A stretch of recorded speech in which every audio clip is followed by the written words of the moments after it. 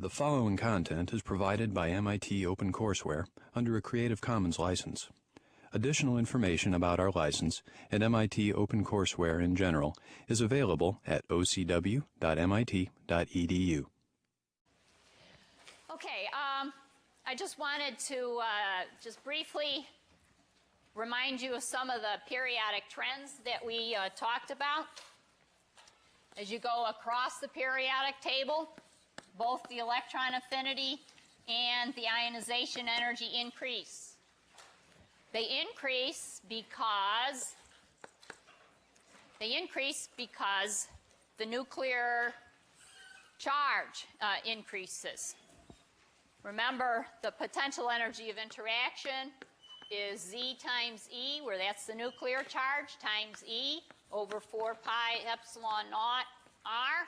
Z increases as you go across the periodic table here. As you go across, R is remaining the same because you're essentially still in the same shell. And so what increases is that attractive interaction, meaning the electrons are more strongly bound, meaning ionization energy and electron affinity increase as you go across. And also, this also means that as you go across R, the radius decreases. All right, the radius decreases again because Z increases. The nucleus is pulling the electrons in closer. Since they're all in the same shell, R is remaining the same. And so the overall effect is that the radius of the atoms decreases. As you go down the periodic table, the ionization energy and the electron affinity, they decrease. They decrease because it's the R dependence here that takes over. Z is, of course, increasing, but not as fast as R. As you go down the periodic table, you're going to shells that, on the average, are further out from the nucleus, and that dependence takes over, causing EA and IE to decrease. And then the radius, well, the radius, of course, then increases. Okay, because as you go down, you're putting the electrons into shells which are, on the average, farther away from the nucleus. All right? So that's just a review of those trends. And then finally, I want to just define another term, and that is the electronegativity. Sometimes we give that the symbol chi. The electronegativity is an empirical quantity. We're going to use Mulligan's definition for the electronegativity. There's a Pauling definition. Mulligan's a little bit more straightforward. And that electronegativity is defined as 1/2 times the quantity ionization energy plus the electron affinity. All right, so the electronegativity is proportional to the average of the ionization energy and the electron affinity. The electronegativity is a measure of the tendency of an atom to accept or to donate an electron. All right? So if you look at the periodic table here, you have atoms in the upper right-hand corner of the periodic table. Well, they have high electronegativities. They are good electron acceptors. They have high electronegativities because they have high electron affinities. Adding an electron to them means that there's a larger amount of energy release. Right? The anion is much more stable than the neutral. And the electron affinity is minus that energy change, you remember from last time. So these atoms here, with their high electron affinities, are good electron acceptors. They're also good electron acceptors because their ionization energies are also high, which means you have to put in a lot of energy to pull an electron off, so they don't like to donate electrons. Rather, they are good electron acceptors. And then the elements that are in the bottom left-hand corner of the periodic table have low electronegativities. They are good electron donors. They're good electron donors because their ionization energy is low in this part of the periodic table. You don't have to put so much energy to pull an electron off. They're also good electron donors because their electron affinity is low. You don't get as much energy back when you put an electron on them. So these are good electron donors. High chi here, these are good electron acceptors. And one thing you already know probably is that some of the strongest ionic bonds are made between elements in these two corners of the periodic table. Right? An ionic bond, as we're going to talk about, is one in which the electrons are not shared equally. And so these strong ionic bonds occur between elements with high electronegativity and low electronegativity. Okay? So that's that concept. And then finally, one other kind of odd and end here. That is this term isoelectronic. All right? I've listed here a bunch of atoms and ions that are isoelectronic. Isoelectronic means having the same electron structure. All of these atoms and ions have the electron configuration 1s2, 2s2, 2p6. So for example, this nitrogen, nitrogen -3, it has added 3 electrons to be nitrogen -3. It has added 3 electrons to get this electron configuration, this rare gas configuration, this octet configuration, which is a very stable configuration. Aluminum, it has 3 electrons removed to obtain this particular electron configuration. All right. The common ions, ions that you see commonly in nature, are ions that in fact do have this octet configuration, this electron configuration of an inert gas. So for example, you will often see compounds with nitrogen -3. You won't very often see a compound with nitrogen -2 or nitrogen -1 because those aren't as stable as nitrogen -3 given this rare gas or the octet configuration. Okay? All right, so that's just a little odd and end. I just wanted to make sure that everybody was on the same level with the understanding of the word isoelectronic there. Okay? Okay. Well, now what I thought I would do is talk a little bit about wave functions and the usefulness of wave functions. And this is going to be on the sideboards here.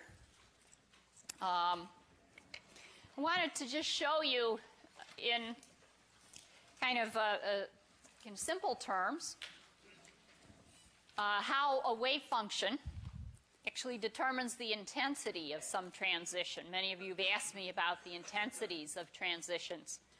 And so I thought I'd show you just a little bit about how these wave functions determine the intensities of transitions.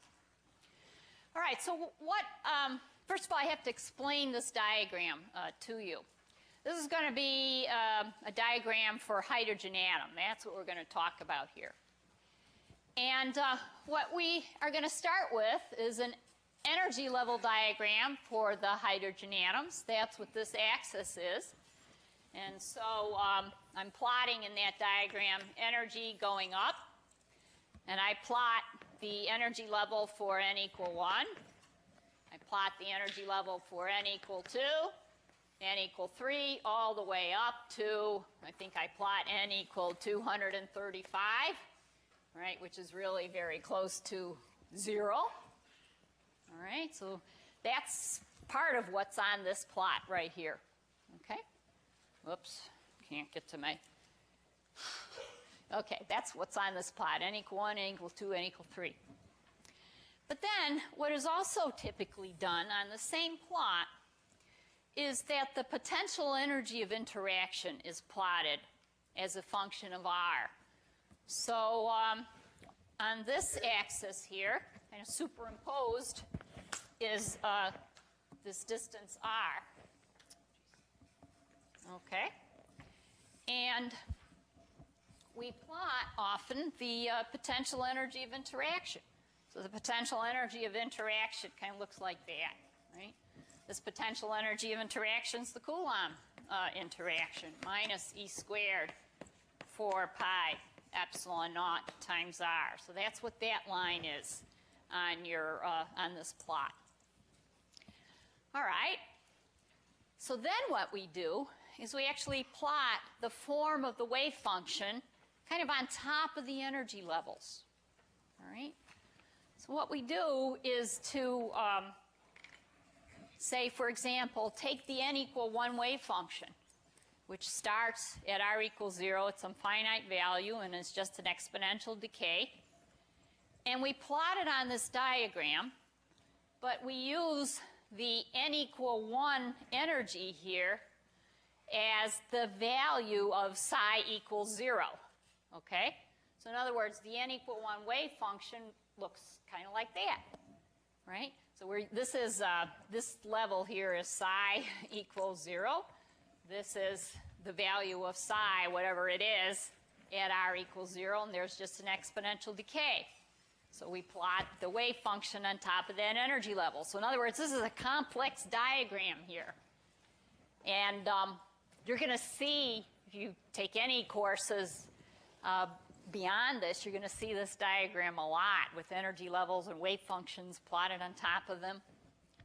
All right, and then the n equal 2 wave function is plotted on top of the n equal 2 energy level. So again, at r equals 0, it's some finite value, right? And then it drops. At some value of r, we got a node for n equal 2 here, right? So the n equal 2 is the psi equals 0. So right here you got a radial node, and then it goes up, and then it comes back, goes down to a negative value, and then comes back up. So that's n equal 2, and so forth and so on, right?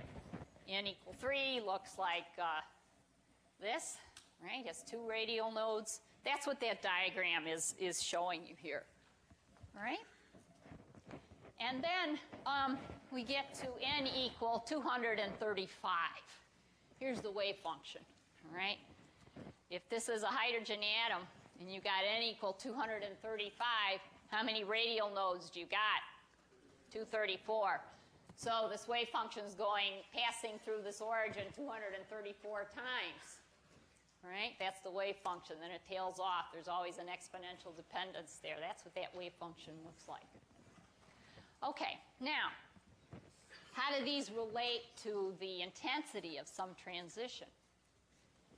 Well, the intensity of a transition is related to the overlap between the wave function of the initial state and the wave function of the final state. What do I mean by overlap? Well, by overlap, I mean you take the wave function here of the initial state, and so I'm going to pretend we got a hydrogen atom in the 235th state. This is its wave function. And that hydrogen atom is going to be relaxing to the n equal 1 state. All right? So what I'm going to do to get the overlap is I'm going to take the product of the wave function of the initial state times that of the final state. And essentially, I'm going to integrate that resulting function. So I'm going to multiply these 2 wave functions together. And I'm going to integrate over all r the resulting function. That's what I mean by overlap. But there's another term here. There's an r here, too. That r is important. It has to do with the transition moment dipole.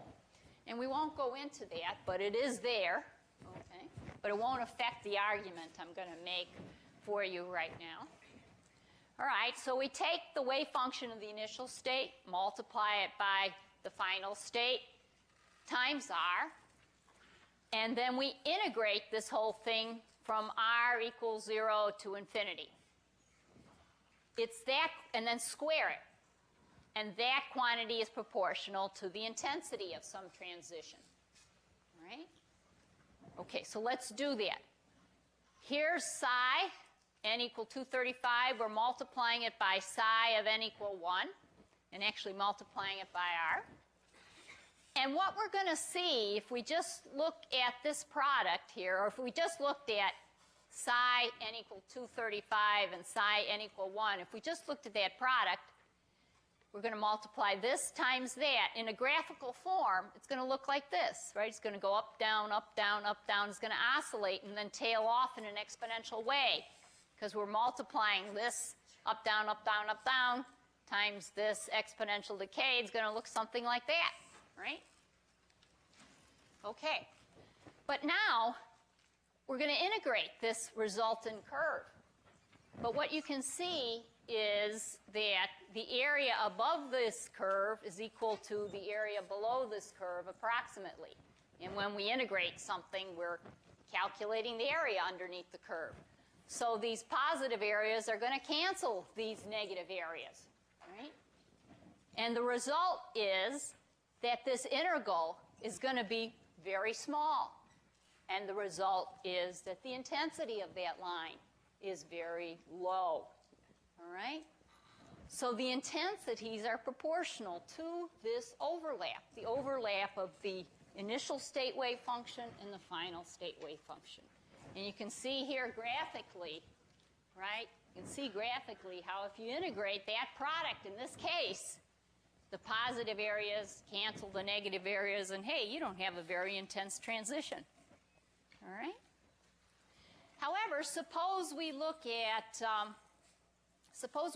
the transition from n equal 3 to n equal 2. Well, here's the n equal 3 wave function. Here's the n equal 2 wave function. And our intensity expression says that, hey, we got to multiply these two. So let's do that. Let's multiply n equal 3 times n equal 2 here.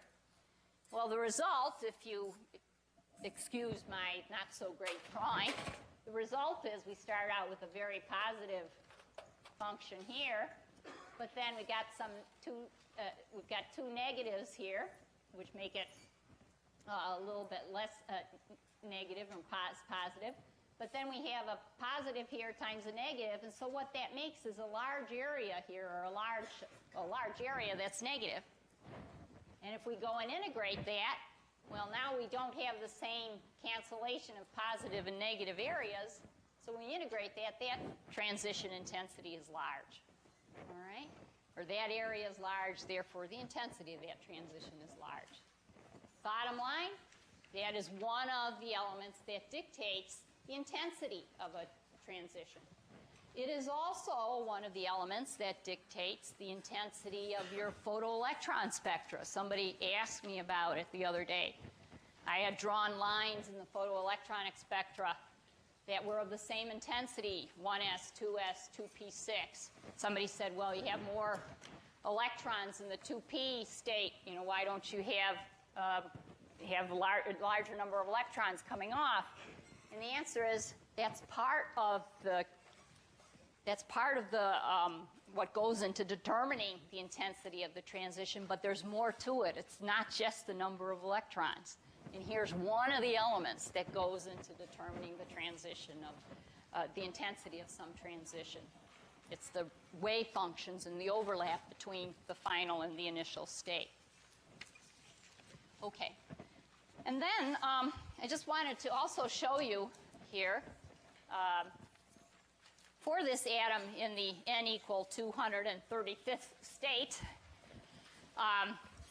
I plotted just for fun, kind of schematically, what the radial probability distribution would look like.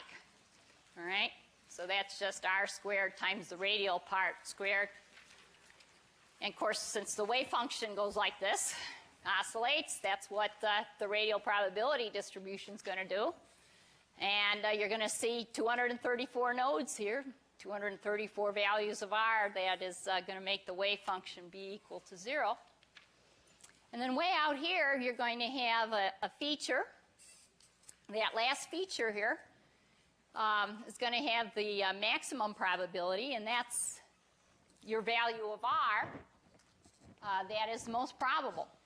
And it turns out for n equal 235 that the most probable value of R is 43,800 angstroms. So that's, about 4.38 times 10 to the minus 6 meters. So this is a really large hydrogen atom, n equal 235. So do they exist? And the answer is yes. They do exist. They exist particularly in outer space, where there's lots of UV radiation to get these hydrogen atoms up into these very excited states. And they exist in deep outer space where the temperatures are pretty cold, right? And you need those cold temperatures because, this hydrogen atom isn't very stable in n equal 235. And if you went and you calculated here as, I think that I did somewhere here, okay. If you go and you calculate, so now I'm going to draw a line here. This is going to be n equal 235. Right? And this is the 0 of energy. This energy difference here is about 4 times 10 to the minus 23 joules. Okay? Whereas at room temperature, just talk about the thermal energy. Thermal energy at room temperature is about 4 times 10 to the minus 21 joules. Okay? You can see that any little fluctuation at room temperature, since this is 2 orders of magnitude larger than what this is bound by, any little fluctuation would kick this very weakly bound electron up and ionize it, and it would. Right? So you can really only see these in environments that are very cold, where you don't perturb these, what they're called Rydberg atoms sometimes. I think in the laboratory, the largest Rydberg atom that has been made has been n equal 180 or n equal 200 or so. Okay? Okay, but anyway, that was really just for fun. I wanted to tell you about that. Okay. And now there's another little a tidbit that I want to talk to you about. And that has to do with how knowing something about the energy levels in an atom leads to a nice practical device like a helium-neon laser. All right? Okay, so we got to take a look at the neon energy levels. And so we got another discharge lamp here, and we have some more of these glasses here so that you can resolve the neon lines here, and the TAs will get them out. So here's our neon discharge lamp. Okay. So you can resolve here the neon spectrum. The spectrum that you should see should be what's shown on the side walls here. Let me turn off the lights so that you can see it a little bit better, hopefully.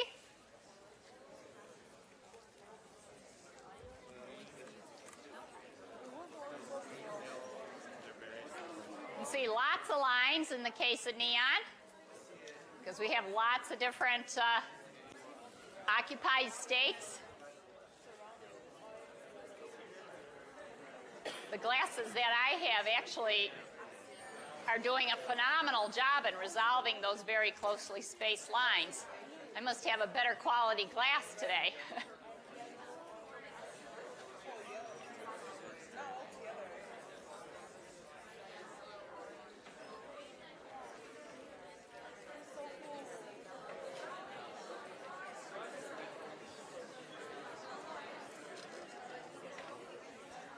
Okay, and if you look at the side walls, you can see that I drew one of those lines. One of those emission lines is at 632 nanometers, which is the emission line of a helium-neon laser, but it's really a neon transition that we'll talk about in a moment. I drew it as very thick on the board because when I looked at the discharge lamp and I drew that picture, my glasses didn't resolve those lines so very well, and so that one looked really thick to me. But at least my glasses, I can really see lots and lots of discrete lines. All right? But it is this transition, 632 nanometers, that is the output of the helium-neon laser, which is the red laser that I use sometimes in the lecture here to point. It is the basis of the laser that's used in the grocery stores to scan the prices on your items. And turns out that what's going on here is the following. If you look on the side walls, we've got neon in the ground state before we turn the discharge on. And then when we turn the discharge on, that pumps energy into the neon atoms, such that one of those electrons, sorry, one of those electrons, the 2p electron, gets promoted into the 5s state. All right? And then, of course, that atom wants to relax, and so here comes again. That 5s state relaxes, that electron relaxes to the 3p state, and it is actually that transition that occurs at 632.8 nanometers, the basis of the helium-neon laser. It's that transition from the 5s to the 3p, so it's not all the way down. And ultimately, of course, that state relaxes. Okay, but what's going on in the helium-neon laser? Well, in the helium-neon laser, we have a discharge ignited where we have a lot of neon atoms here in this excited state with the one electron in the 5s state, right, as I show you. And that is emitting. Photon comes out. But what's happening here is that that photon that is emitted, that photon is able to, because of the construction of this laser, that photon is actually able to contact or to interact with another neon atom in this same excited state, that 2p5, 5s state. That photon interacts with this excited atom. When it interacts with that excited atom, what happens is that that photon stimulates that excited atom to actually emit a photon of the same energy. All right? So this photon stimulates this excited atom to release its energy right at that time. So the result is that you've got two photons coming out. They're going to come out in the same direction, and they're going to be what's called coherent. That is, their phases are going to match. If you think now the photon as a wave, they're going to be coherent. And the result is that you're going to have some radiation that is going to be twice as intense because they're coherent, they're in phase. All right? And then what happens is that these two photons, they each then interact with another neon atom in this same excited state. And each of those photons stimulate another atom to emit photons. And the result is now that you have 4 photons being emitted, same frequency, same direction, and same phase. All right? And it's in this way that we amplify the light in any kind of a laser. This is what's going on, this process of stimulated emission, where you have a photon that now is exactly the frequency of the energy difference of the transition you're going to make in this excited atom, right? It stimulates that atom to emit that photon. The 2 photons then come off coherently. And then these two interact with two other atoms. Now you got 4 photons that are coming off. That's the process of amplification in this, in any type of laser. Okay. All right. Now, of course, in order to make this work, you've got to have a lot of these excited neon atoms around, right? Because you have to be able to have a photon interact with them before they just emit spontaneously. This is stimulated emission. The other kind of emission that we were talking about is spontaneous emission. So in other words, you've got to have a high concentration of these excited neon atoms so that the photons that are originally emitted here by just spontaneous emission can interact with those excited state neon atoms and stimulate the emission and get this whole process rolling. So in order to produce a whole lot of those excited neon atoms, what happens is we add in a little bit of helium. And it turns out that in helium, there are some excited states of helium that are just by accident at the same energy as this excited state of neon. And the helium actually transfers its energy to the neon into this state and maintains then that very high population of neon atoms here in this excited state. So that's the function of the helium. It's just the energy transfer from the helium excited state to the neon excited state. It keeps the population of the neon atoms really high. So the helium, you don't see that emission, right? That's just a helper in this device, and it's the neon transition that you're looking at here. Okay?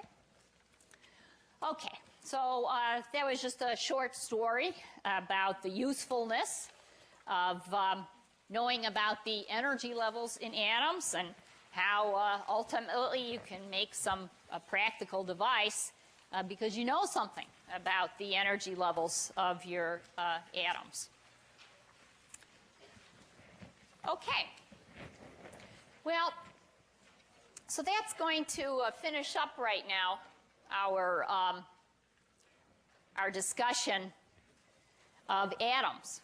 And now it's time to move on to what chemistry is one of the very important parts of chemistry, and that is chemical bonds and the combination of atoms to form a chemical bond. So that's what we're going to start talking about now.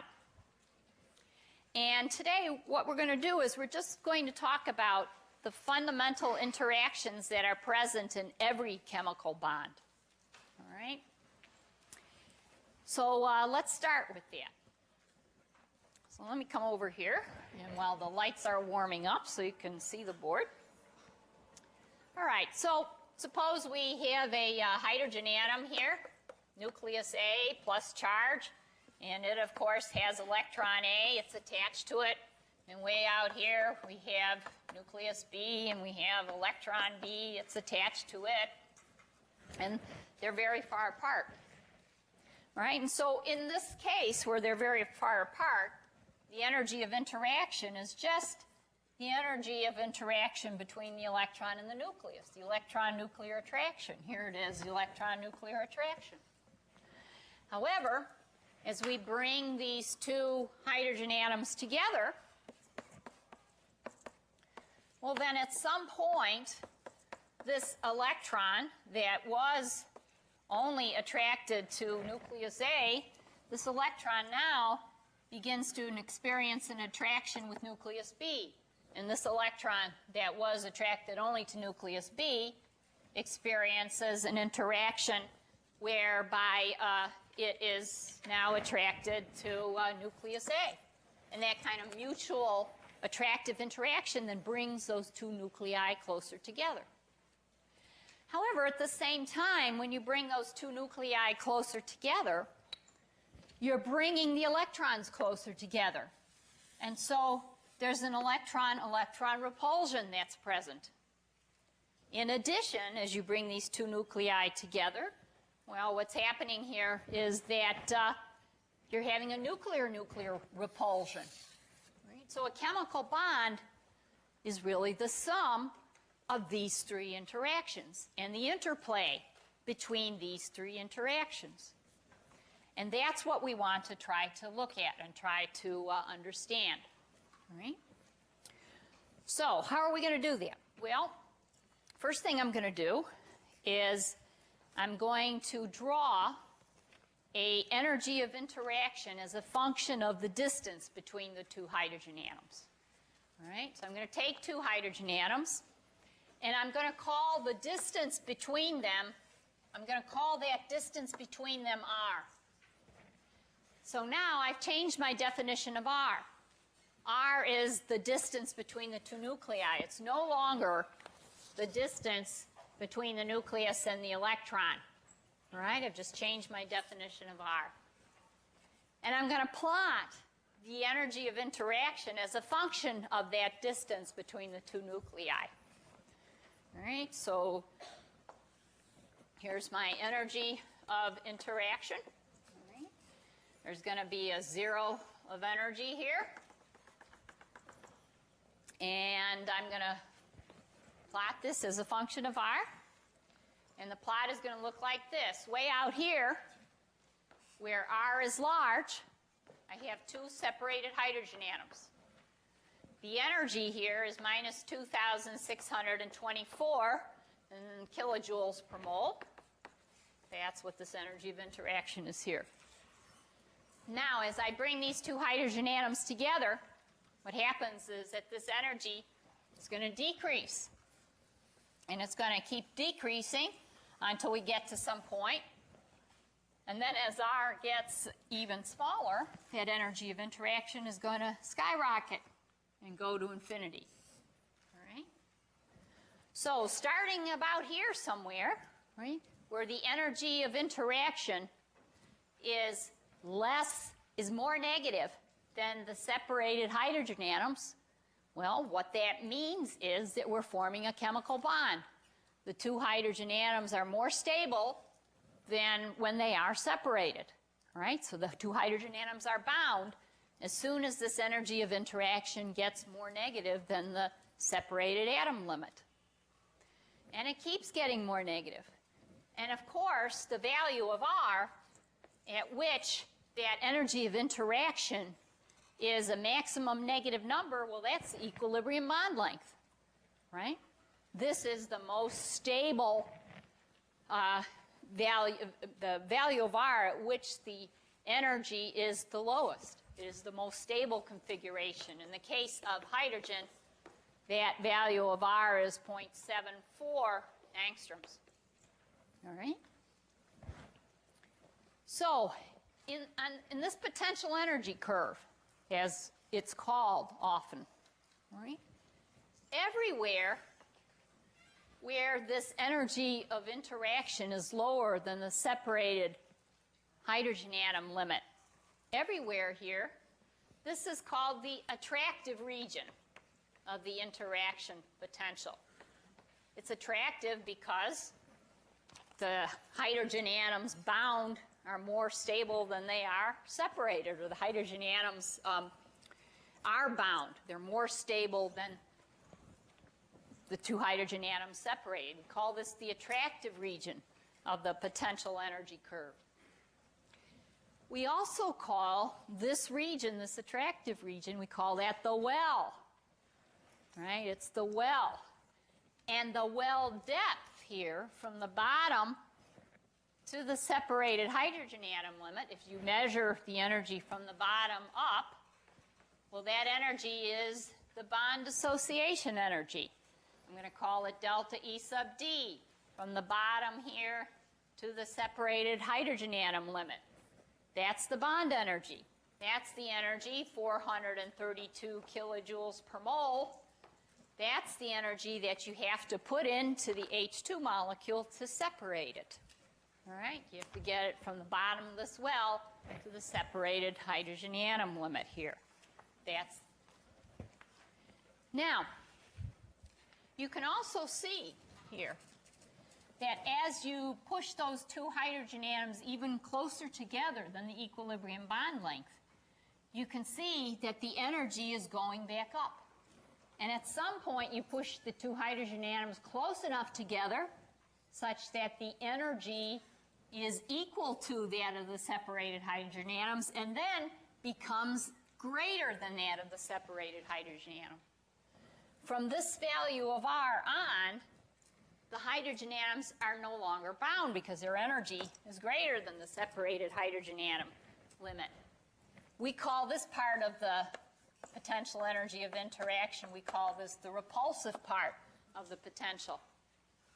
So in other words, as you push the two hydrogen atoms closer together, they form a bond, but if you push them too close, hey, they're going to fly apart.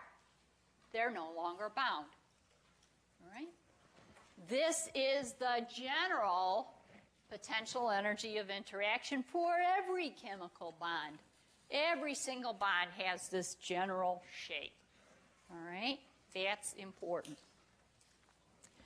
But that shape is really a consequence of these three interactions that I talked about when we started this problem here. And so what I want to try to do is I want to now try to dissect that curve into the three components that give rise to that curve, that potential energy of interaction, that dependence as a function of R. I want to pull that apart. Okay. So this energy of interaction, what it is the sum of the nuclear repulsion.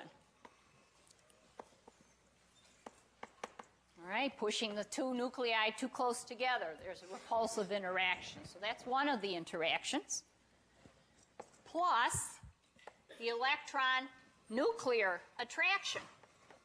All right, the electron nuclear attraction is the attraction between the electron and the nucleus on which it came in, and also between the electron and the other nucleus. That's the electron nuclear attraction. Plus the electron repulsion. Well, when you bring this two hydrogen atoms together, those electrons are going to repel. So that's the energy of interaction. It's the sum of those three fundamental interactions. All right, but what I want to do is I want to figure out an R dependence for each one of these interactions. And then the sum of that R dependence should give me a shape that looks like this. So I want to see which interactions are important at what values of R. All right. So let me start. Let's start with the nuclear repulsion here. If I wanted an R dependence for what that nuclear repulsion looked like, what would that be?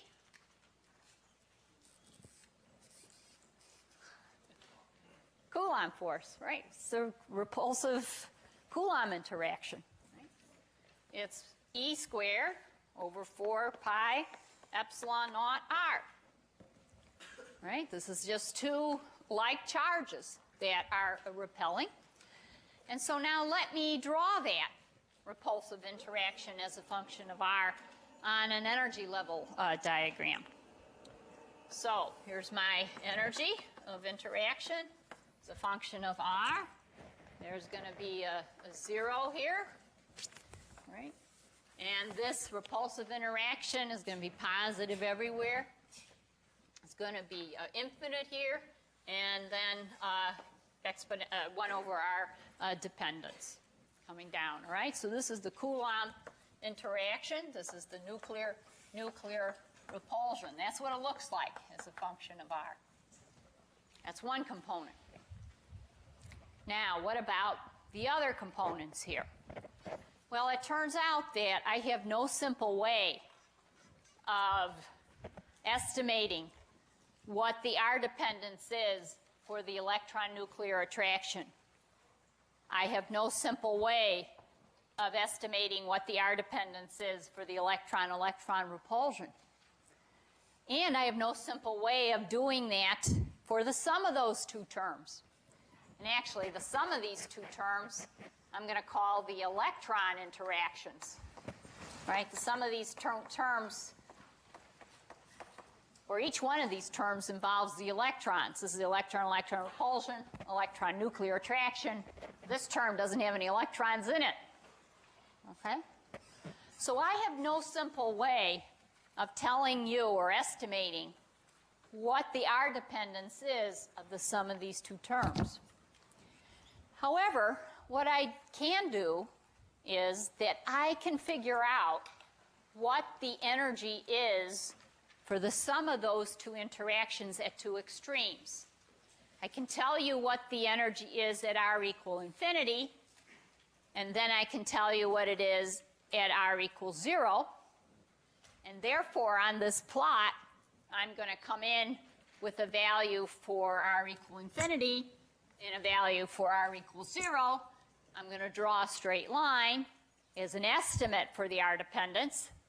And then I'm going to add them up and see if the result looks, in fact, like this energy of interaction that I drew for you. All right?